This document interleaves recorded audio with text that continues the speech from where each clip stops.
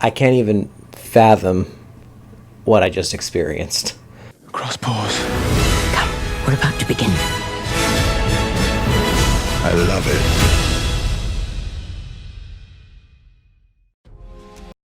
What's up, and welcome back to the channel. Today we're talking about the most anticipated 2019 holiday event of the season, Cats. You guessed it. Very exciting stuff here. Tell me in the comments below, what did you think of Cats? If you happen to not check it out, don't worry about it. It'll be worth your time just waiting for a Redbox rental from this one. Believe me. And also consider subscribing so we can talk movies and anything that I love to talk about, and hearing opinions from you guys. And also stay tuned for the end of this video where I give you my top 3 musicals based off of Broadway shows that are probably more worth your time than this one. But in the meantime, let's talk Cats.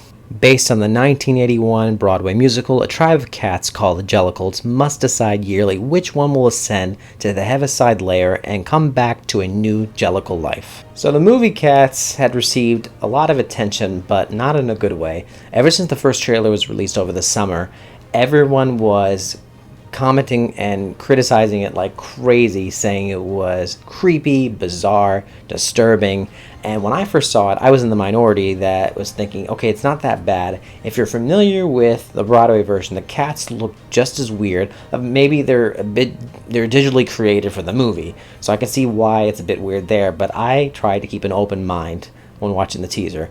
Then another trailer came out, and I still kept an open mind. Then came opening weekend, and the reviews came, and this is by far one of the lowest scores I've seen for 2019. I think when I first saw it, it was at 6 or 7%. I think it went up 10 points or so. It's still not good.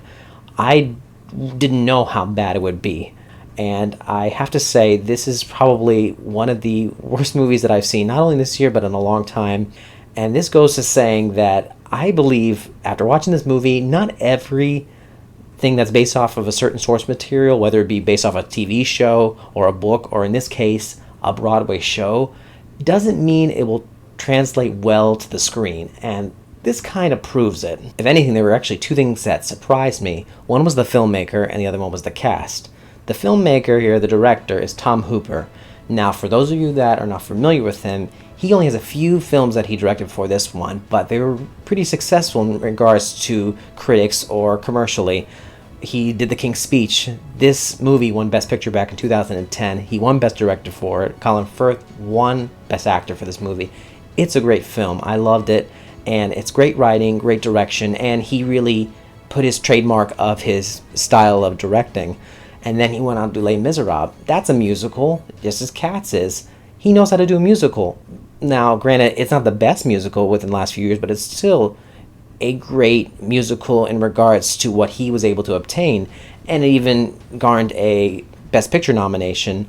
And I thought, okay, if he's going to make Cats, he could probably do a decent job since he did Les Miserables. Watching this movie, I could sense some of his style with the camera work for the most part, but it felt like it was done by an amateur director. I don't mean to insult the man, but it just felt like it was just done by, if you, for example, had Steven Spielberg directing a movie, all these great movies that he makes, and you asked him to direct a film like 50 Shades of Grey or Catwoman, bad movies like that, that's what I saw with this one. It just felt like it was done by a director that it was one of his first or his second films, and it was very shocking to see this director that had made such good films before this kind of downgrade to this type of movie. So I don't know if he was asked to make this film, if he was obligated to make it. I don't know if it was his choice, but it was really weird to see him make this film, and it was a complete disaster. The other thing I said was the cast. Very talented cast here of comedians, singers, and actors. You have Idris Elba, you have Rebel Wilson, you have Ian McKellen, Judi Dench, James Corbin, Jason Derulo, Taylor Swift, Jennifer Hudson, all these names, and these people weren't enough to save this film. I mean, it didn't help it. And though their singing abilities were great, it was kind of embarrassing to see these people on screen.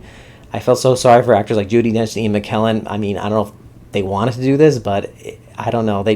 I felt so sorry for them being in these outfits, and it wasn't convincing to watch these actors, and that goes along with how they looked. I mean, this is one of the reasons why it disturbed people so much, was the look of the cats and the digital graphics and everything, and just seeing these actors looking like this. It looked, I didn't know whether to feel sad, I didn't know whether to laugh, I didn't know whether to take it seriously.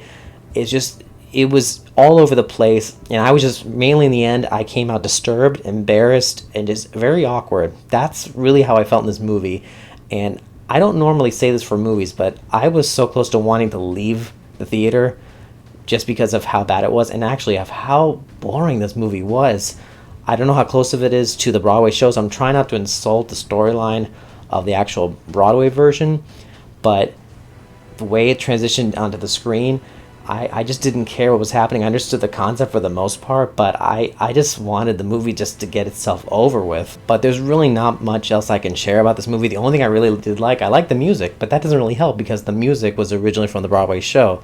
And there's only one new song in it that they made for the movie, Beautiful Ghosts, which is a pretty good song. The only part I think I felt any type of emotion, any type of connection, was probably when Jennifer Hudson sang the song Memory, which everyone knows that song, and she did a fine job singing that. So that she was a good choice to play that character, to sing that song. But other than that, I felt nothing at all. But I just say, just save your money, save your time. More importantly, your time from seeing this movie. Just wait until Redbox or Netflix. I'm pretty sure this is a movie that will show up on the streaming service faster than you think.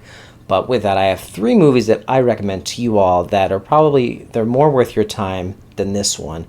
First one is from 1961, West Side Story. Not many people my age may have seen this yet, but it's really great. It's 2.5 hours long. It's longer than Cats, but really you're more invested in this movie. It's a Romeo and Juliet story between Tony Maria, a Puerto Rican, and an Italian living in the 1950s. Great musical numbers, great songs, and it's really emotional. I just love the story. And Steven Spielberg's actually remaking this 2020, for release 2020 in December, so I'm excited to see what he can do with that. Next one is Les Miserables. I already mentioned this one, directed by Tom Hooper once again, and I'm not going to go into this one too much since I already kind of talked about it, but great cast. The movie's an hour longer than Cats, but you're still more invested in this one. And one thing I forgot to mention about Cats, they're singing almost the entire time. Les Miserables does the same thing, so that's almost an hour more of singing, but you're more invested in Les Miserables. The story is a little bit more understanding, and you care about what's going on more so than with Cats. And I like musicals, by the way. I didn't mention that already, but just the way with Cats, I just felt kind of annoyed with the singing, and I just didn't care what was happening. And that's a rarity for me to say that about musicals, but I think Les Miserables, he did it better with that one. Last movie, this is one that didn't get good reviews, but I still regard it as one of my personal favorites, and that's Andrew Lloyd Webber's Phantom of the Opera. And Webber, I didn't mention already, Cats, he did as well for the music.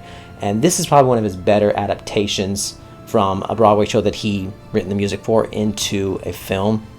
Great cast, great photography, great music, and I think this is one, I feel it deserved better reviews than it actually got. I think it has 30-something% on Rotten Tomatoes. I try not to listen to Rotten Tomatoes, but this is one I recommend to anyone that actually wants to give a musical a chance. Believe me, it's worth your time more so than Cats. Just trust me on that. But once again, guys, thank you so much for hearing out on my thoughts on Cats.